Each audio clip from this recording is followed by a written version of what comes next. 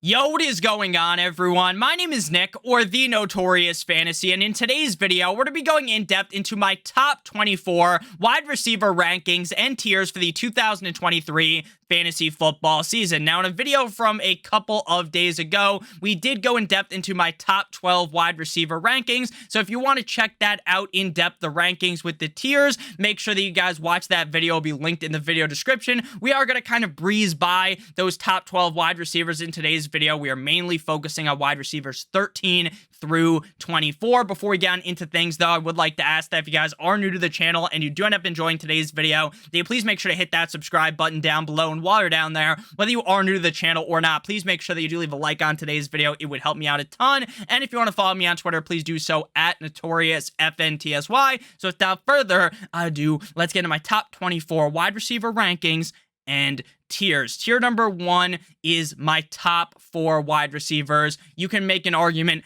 that any of these guys could finish the year as the wide receiver number 1. That is Justin Jefferson, Jamar Chase, Tyreek Hill, and Cooper Kupp. If you want to say, Nick, I think Tyreek is going to finish as the wide receiver 1. I think Chase, I think Cooper Kupp could. Then I'm not going to have too much of an argument with you. This is the upper echelon at the wide receiver position. I know Cooper Kupp got banged up last year. I know Matthew Stafford's health isn't necessarily the best right now, but ultimately, even though that offense is kind of looking not too hot going into the season, Cooper Kupp is such a hot commodity in that offense. He is going to get force-fed the ball that even if Stafford isn't the same Stafford that we're kind of used to, and if Stafford is in a bit of a slump, Cooper Kupp's going to get so many targets that it's not going to matter for fantasy football. And even in a worse Rams offense, he could still finish as the wide receiver 1. Moving to tier number 2, we have Stefon Diggs and Davante Adams. Stefon Diggs, one of the best wide receivers in the NFL, on one of the best offenses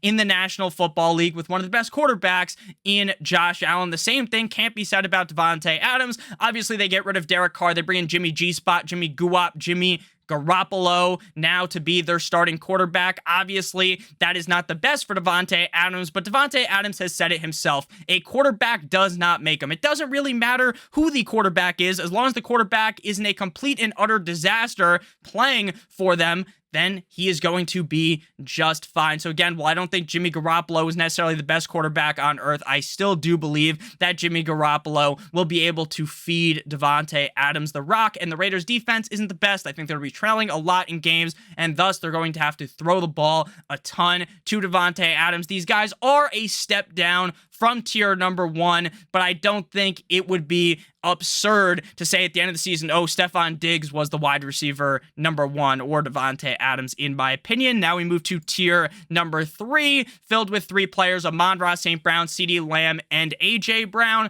Amon-Ra St. Brown's number 2 wide receiver in his offense, Jameson Williams, is suspended for the first 6 games of the season, slotting Amon-Ra St. Brown into a position to get a bunch of targets yet again. Obviously, the Detroit Lions, when you hear the name Lions, it is a little bit gross, right? Oh, you have to draft the Lions wide receiver potentially in the first round of your draft. Gross. And sure, in the past, that made sense aside from like Megatron, right? But this Lions offense is different. There's just something different about them. Jared Goff looks really good. Not saying he's like the best quarterback in the NFL, but he's looking solid. Amon-Ra St. Brown coming off of back-to-back really good seasons in his rookie and sophomore year. Thinking he's going to have a great junior year as well. CeeDee Lamb linked with Dak Prescott and the Dallas Cowboys. The Dallas Cowboys offense, I know some people think back to, oh, that game against the 49ers in the playoffs, the Cowboys this, the Cowboys that. Well, we all know the Cowboys are generational chokers in the playoffs. During the regular season, though, they're great, as Tony the Tiger would say, and I think that this is going to be an explosive offense yet again. A.J. Brown, the 1A to Devontae Smith's 1B in Philadelphia. Jalen Hurts looked like a way better passer than I thought he would last season. Obviously, A.J. Brown's first year in Philly last year. I think he continues to build on that in year number 2. Now we move to tier number 4, wide receivers 9 through 12. We have already talked about, which is Jalen Waddle, Garrett Wilson, and Devontae Smith. And then wide receiver 13, who we're going to go more in depth on, Titty Boy, T. Higgins. We haven't talked about yet of the Cincinnati Bengals. So Jalen Waddle, the 1B to Tyreek's 1A. Devontae Smith, the 1B to A.J. Brown's 1A. T. Higgins, the 1B to Jamar Chase's 1A. Garrett Wilson, kind of the odd man out as he's the clear number one on that offense. I do worry that this team is getting a lot of hype. Like the Broncos last season, people are going to get all hot and bothered by that offense, and then it's going to ultimately end up as more of a dud than people would think. Now, do I project them to be like the Broncos last year? No, but I think projecting them to be this lock to make the playoffs is a little bit crazy. Aaron Rodgers is definitely a huge step up, though, compared to what we saw last year. Magic Mike White, Cool Joe Flacco, and Zach the MILF Hunter Wilson. So Garrett Wilson will be just fine for fantasy football, but I do kind of want to temper my expectations for him. But at the same time, I understand how high the upside is for Garrett Wilson. We remember just how amazing Devontae Adams was with Aaron Rodgers. So number 13, T. Higgins of the Cincinnati Bengals, currently coming off the board on Underdog Fantasy as the wide receiver 14 at pick 24.3. He was the wide receiver 17 in half PPR last season and the wide receiver 19 in half PPR points per game, playing in 16 games last season with 14 starts. He had 111 targets, 6.5 per game, number 26 at wide receiver, 75 receptions, 4.4 per game, 23rd, 1,042 receiving yards, 61.3 per game, 17th, and he had 7 total touchdowns, 14th at the wide receiver position. He was relatively efficient, 9.4 yards per target, 16th, 13.9 yards per reception, 30th, and Joe Burrow is so good that his target accuracy was 8, ranking 11th at the wide receiver position. So with T. Higgins, obviously, Jamar Chase is that super sexy pick, right? We all know Jamar Chase could go for 2,000 yards, have this crazy season if him and Joe Shiesty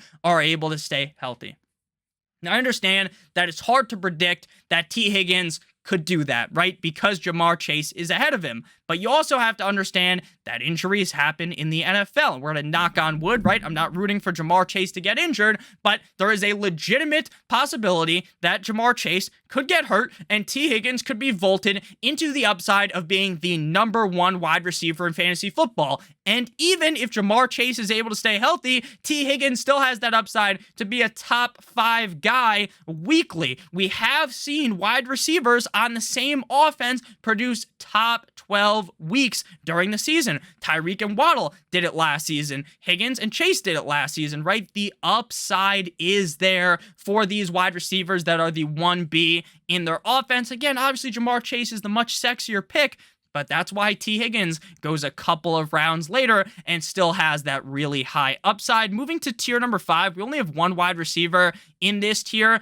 and after Chris Olave is where I feel like the wide receiver fall off really starts to occur. Now, do I think the wide receivers that are in tier 6 and to infinity and beyond are terrible? No, but my confidence level in them starts to dwindle, and that kind of begins with Chris Olave of the New Orleans Saints, underdog ADP wide receiver 12 at pick 21.4. Last year was the wide receiver 25 and half PPR and the wide receiver 25 and half PPR points per game, tied with Deebo Samuel. We had a revolving door at the quarterback position. We saw famous Jameis Winston. We saw Andy Dalton. We saw Taysom Hill. It was a disaster at the quarterback position last season. Now they bring in Derek Carr from the Las Vegas Raiders to be their starting quarterback. Last year, Olave in his rookie year played in 15 games with 9 starts, had 119 targets, 7.9 per game, 20th, 72 receptions, 4.8 per game, 26th, 1,042 receiving yards, 69.5 per game, 17th, and 4 total touchdowns, 37th.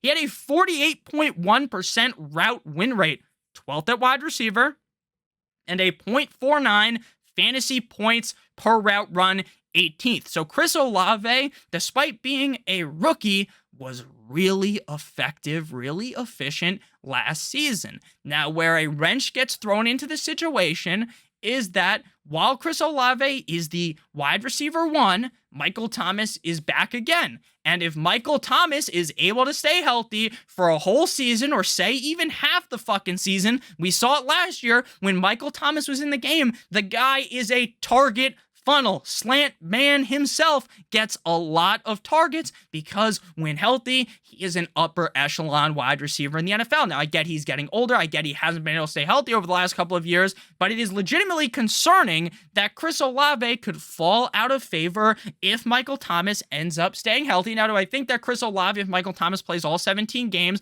would be a complete and utter bust where he's going? No.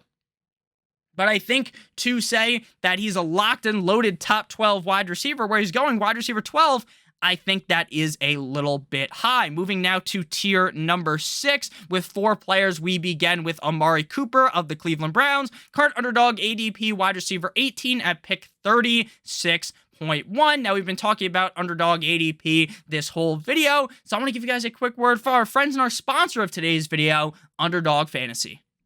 Underdog Fantasy is the best and easiest place to play fantasy sports. Just a month or so ago, they released the Best Ball Mania 4 contest with $15 million in total prizes and $3 million to first place, and it is only $25 to enter. If you use promo code Notorious or click on the link in the video description down below, you will get a $100 first match deposit bonus of up to $100. Please call 1-800-GAMBLER if you have a gambling problem.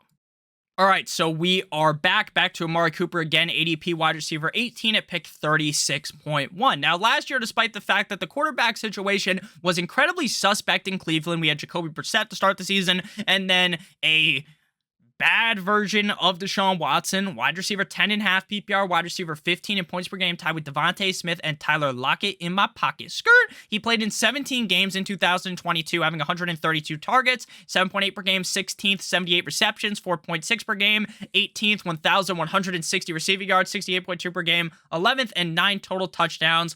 4th, doing all of that after being traded for a fucking used condom and a half-eaten bag of potato chips. The Cleveland Browns got a bargain when they traded for Amari Cooper because it wasn't a super high pick that they had to trade. In terms of interesting efficiency stats, Amari Cooper had 870 unrealized air yards, third at wide receiver, because the quarterback play wasn't the best. Now, Deshaun Watson is definitely a big X factor, right? Deshaun Watson could look like he did last year. He could look slightly better than last year, or he might look like the Houston Texans quarterback, Deshaun Watson, that looked like he could have been the MVP in the NFL for a couple of those years, right? We kind of forget just how great Deshaun Watson was prior to all of that happened, and then prior to him shitting the bed big time last year in Cleveland.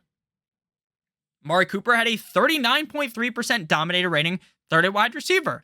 Now, I understand they have other wide receivers. They trade for Elijah Moore. They still have DPJ. They got David Njoku, right?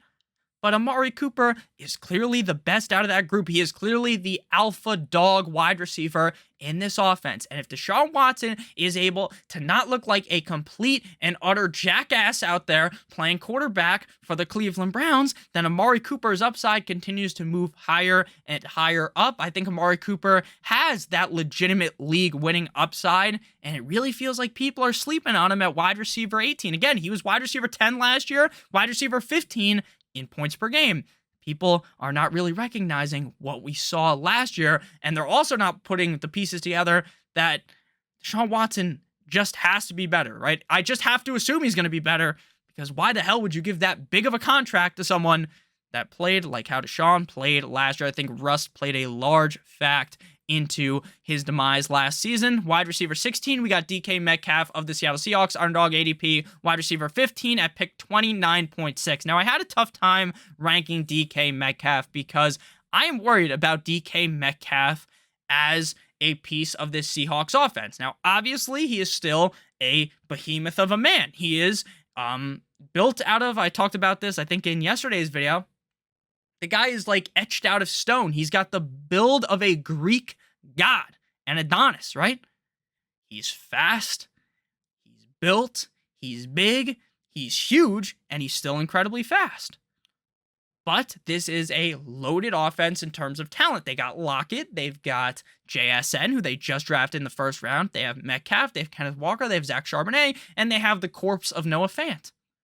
So this is an offense with a lot of talent, with a quarterback that while he, people wrote him off and he didn't write back. Geno Smith had this great year. What if Geno Smith has a slight fall off? And now there are even more cooks in the kitchen. So wide receiver 18.5 PPR last year, that's all fine and dandy. But when you look deeper into things, he was wide receiver 27 in points per game. 17 games played in 2022, 141 targets, 8.3 per game, number 11, 90 receptions, 5.3 per game, number 10, 1,048 receiving yards, 61.6 per game, 15th, and 6 total touchdowns 20th. DK Metcalf is one of the prime examples as to why we talk about finish on the season as well as points per game finish, because this man played in 17 games, so his finish at the end of the season is bolstered up. It's pumped up, when in reality, on a week-to-week basis, he wasn't anything special. Now, what gives DK Metcalf the edge to move up into tier number 6 is the big play upside.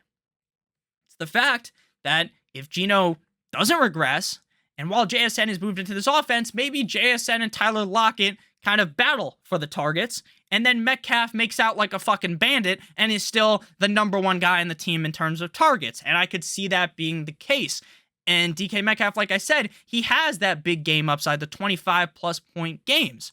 So at the end of the day, while I can see a bunch of warts on DK Metcalf, while I could see these negative points, the angel versus the devil on the shoulder, the devil telling you all these things, he's still DK Metcalf. He's still one of the best receivers in the NFL. The Seahawks offense is really good. Geno might be able to, maybe I'm just way off and Geno's just amazing. It wasn't a fluke. It wasn't a one-year wonder. And Metcalf is really, again, he's just such a good player that it's hard for me to push him down. I'm going to be honest with you, where he's going in fantasy drafts right now, I don't love it at wide receiver 15. If I did 10 drafts, I'd probably take him in one of them, but I'm not super excited because I do worry about JSN being added and it really throwing a huge wrench into the situation. At number 17, we have Calvin Ridley of the Jacksonville Jaguars, another guy where it's a little scary to draft him. Now, again, super big upside, but kind of the reason why I talked about how, hey, those first 4 tiers of wide receivers, I'm really comfortable with those guys. Chris Olave, I'm comfortable, but not as comfortable. Tier 6 is where it really starts to be a little bit more scary, which is why I kind of like getting those elite wide receivers early on in fantasy football drafts, especially while an underdog, it might be hard to stack a Devontae Adams and Amon-Ra St. Brown on the same team, or get Cooper Kupp and A.J. Brown.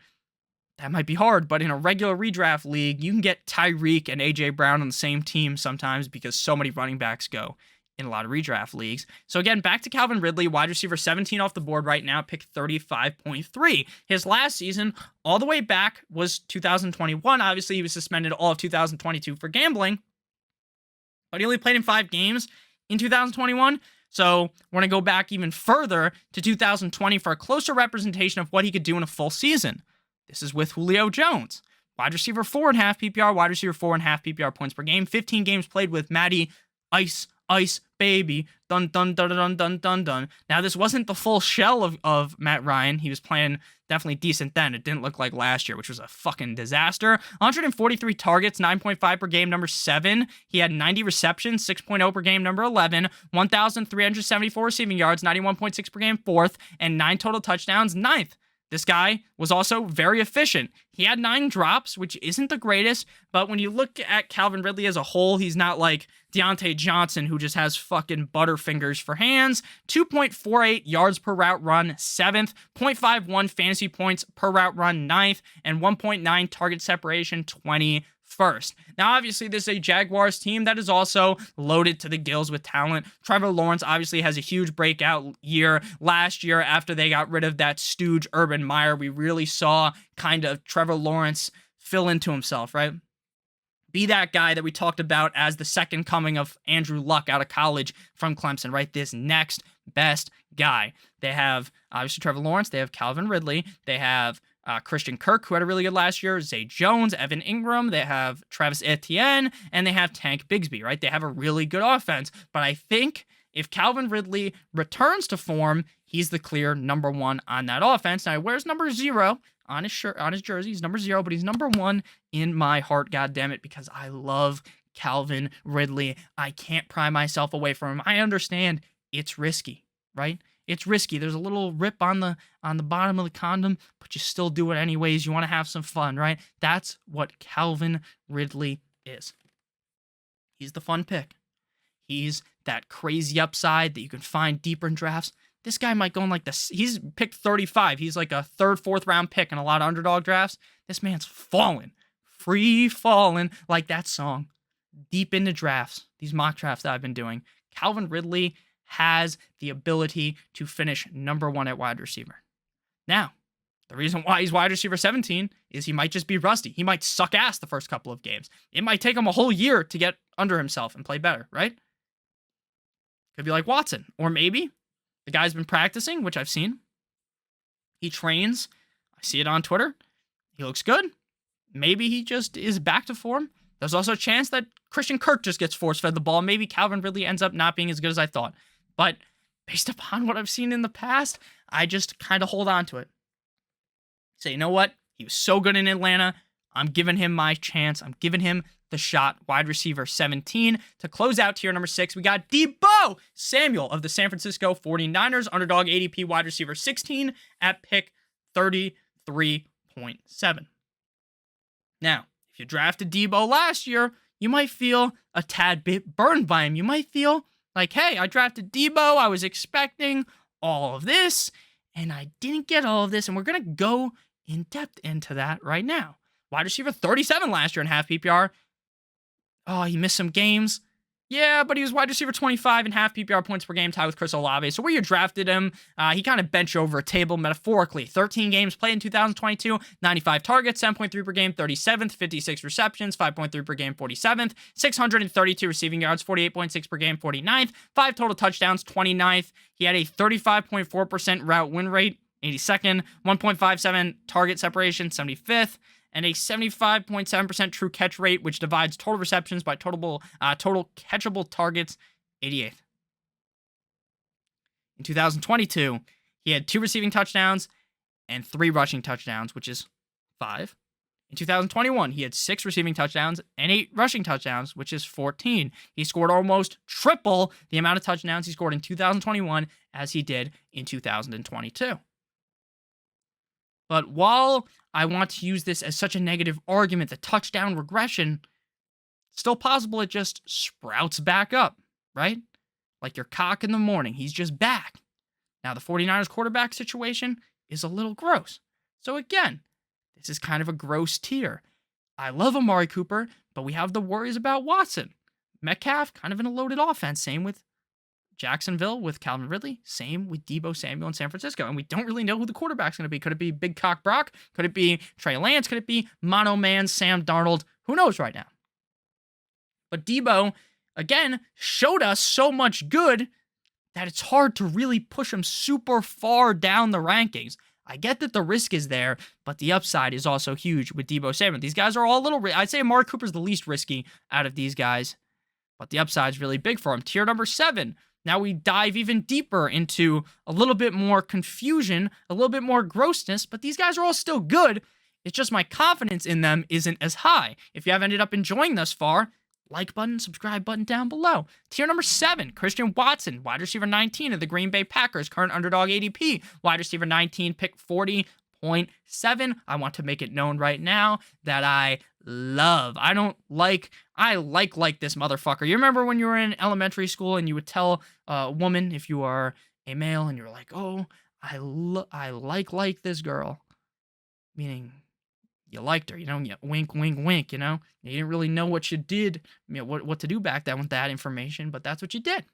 You liked him. I like Christian Watson. I have a crush, a man crush on Christian Watson. Pause. Christian Watson, wide receiver 34 and half PPR, wide receiver 30 and half PPR points per game. He played in 14 games last season with 11 starts in 2022, his rookie year. 65 targets, 4.6 per game, 65th, 41 receptions, 2.9 per game, 64th, 611 receiving yards, 43.6 per game, 52nd, 9 total touchdowns, 4th. Obviously, the stats aren't mouth-watering. I'm not saliva isn't dripping out of my mouth when I talk about this. His stats. But if you go back and watch, the guy had really good games. Now, I know going from Rodgers to Jordan Love, a little bit of a snoozer. But it's not like Rodgers was throwing the most accurate passes, 7.4 target accuracy to Watson, 41st. 102.5% true catch rate, 7th. The guy catches anything thrown near him. Now, I know they bring in some other options to throw the ball to. They've still got Dobbs. They have these other guys. At the end of the day, I'm going to call a spade a spade. Christian Watson is clearly the best wide receiver on this offense. He clearly is. Maybe Aaron Jones is up there too. Aaron Jones is a really good pass catcher, right? But Jordan Love, these young quarterbacks, what they like to do is latch on, hold on tight to the number one guy. The guy they can trust. Christian Watson is that number one guy. I think Jordan Love is going to force feed him salt-based style, drop the targets into Christian Watson. Again, I don't know how good Jordan Love is going to be. That is really up in the air. It's hard to rank him for fantasy football, and it puts Christian Watson kind of in limbo to some people, right? They're a little bit worried about Christian Watson because of that. But what I say is when you have a wide receiver that looked as good as Christian Watson on a team with a good offensive mind, LaFleur, I think LaFleur is going to figure shit out. I think that while Jordan Love isn't Aaron Rodgers, I think Christian Watson's still the number one guy.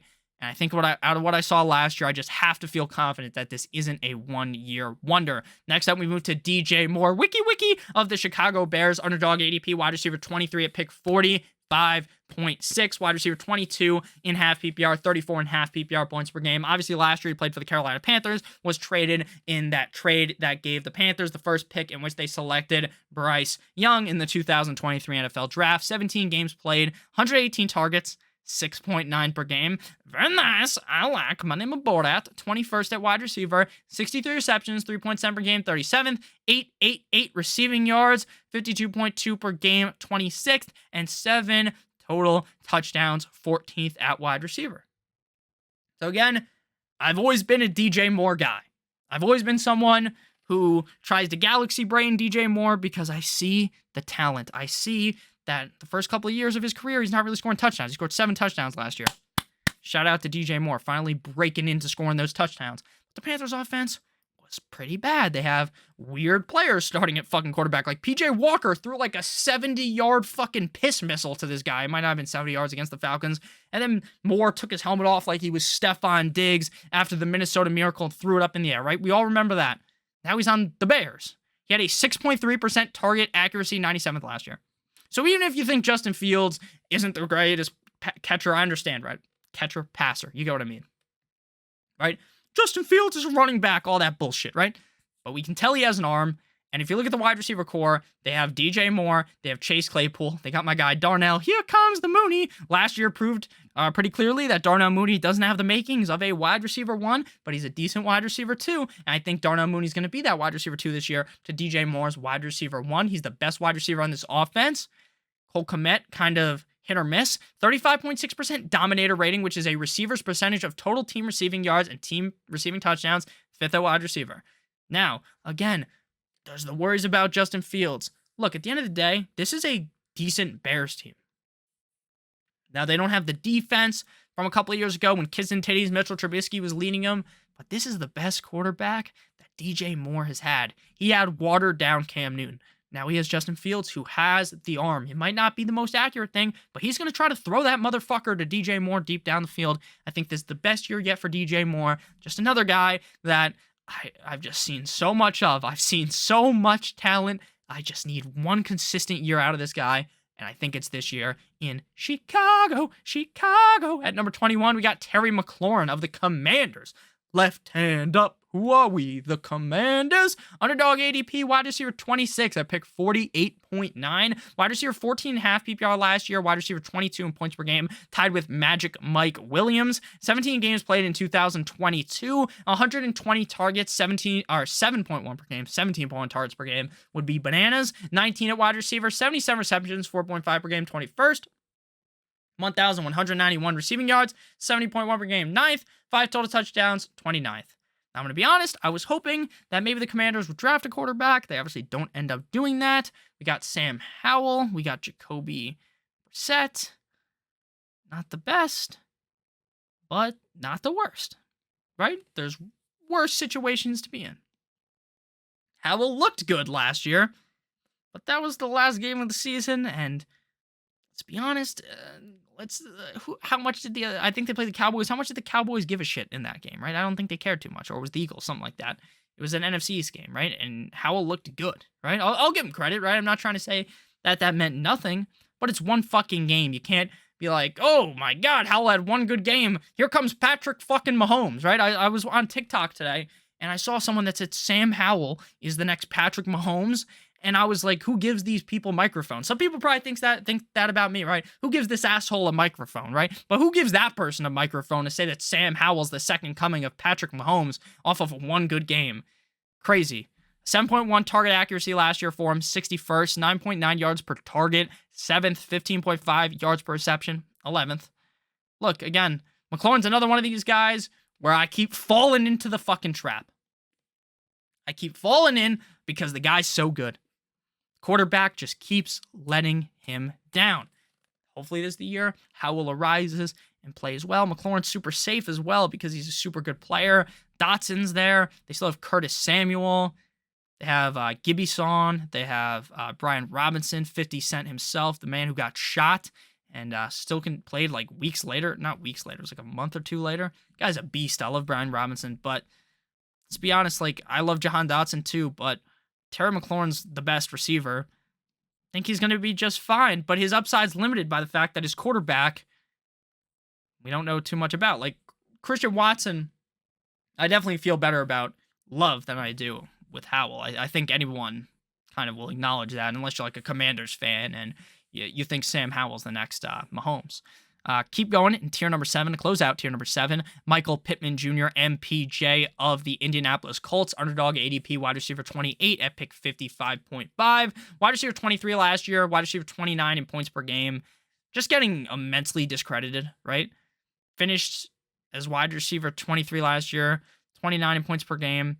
He's coming off the board as wide receiver 28. He's getting discredited because he had fucking Matt Ryan and Sam Ehlinger as a starting quarterback, right? His coach last year was the old center for the Indianapolis Colts. They get rid of Frank Reich. It was a disaster. It was a fucking dumpster fire in Indianapolis. 16 games played in 2022. 141 targets, 8.8 per game, 11th. 99 receptions, 6.2 per game, 8th. 925 receiving yards, 24th. 57.8 per game, 4 total touchdowns, 37th.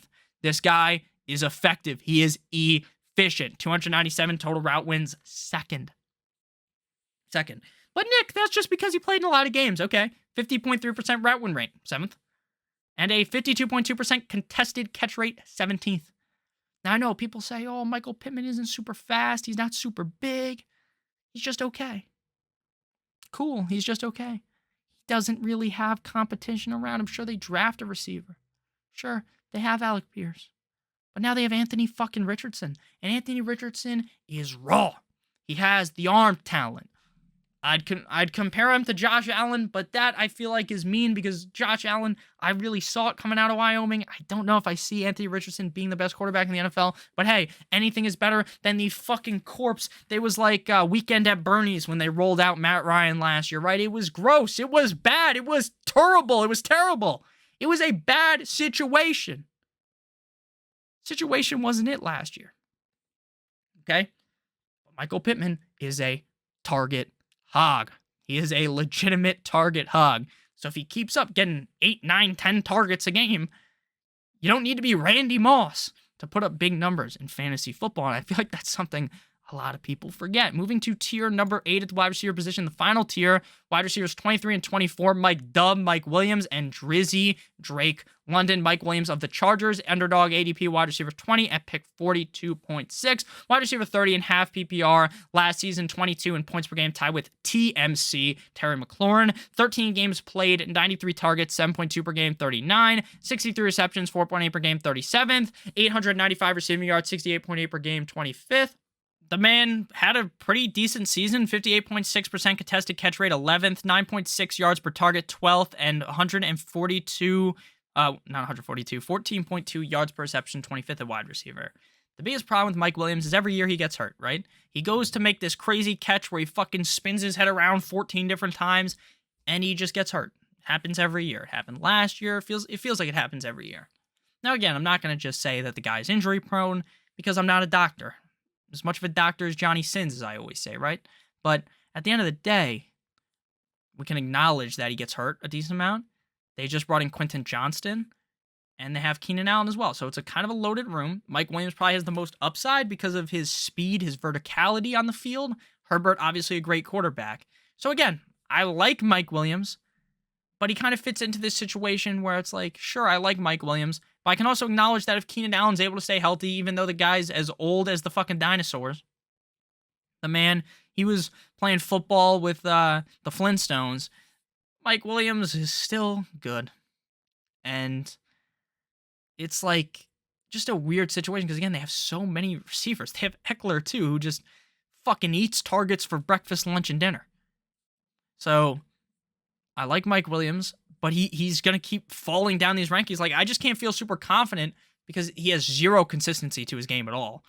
And he's in a loaded receiver room, and he has Austin fucking Eckler on his team. And then number 24, we got a guy that I was, again, praying to the football gods above, amen, that they would draft a quarterback, but we're stuck with Desmond Ridder again. Wide receiver 25, underdog ADP pick 47.8, wide receiver 35.5 PPR, wide receiver 47.5 PPR points per game, tied with Rondell Moore. He played in 17 games in 2022, 15 games played. He had 117 targets, 6.9 per game. Very nice, I like. Number 22, 72 receptions, 4.2 per game, 26th, 866 receiving yards, 50.9 per game, 28th, and 4 total touchdowns, 37th. The argument I will make for Drake London is the wide receiver core around him is disgusting, right? They have Kyle Pitts, sure, but outside of that, they've got, like, these bums, like J.J. Arcega-Whiteside signed with the team yesterday, right? They don't have options. They don't. Desmond Ridder isn't good. I'm going to be honest. He's not good, and that kind of hurts, like handicaps Drake London's upside because his quarterback's a fucking garbage can. And the fact that the Atlanta Falcons are so hell-bent on running the ball, it's amazing for Bijan Robinson. It sucks for Drake London. It sucks for Kyle Pitts. So again, while Drake London, I loved coming out of college, while I loved Kyle Pitts coming out of college, we have an offense that doesn't like to throw the ball a bunch.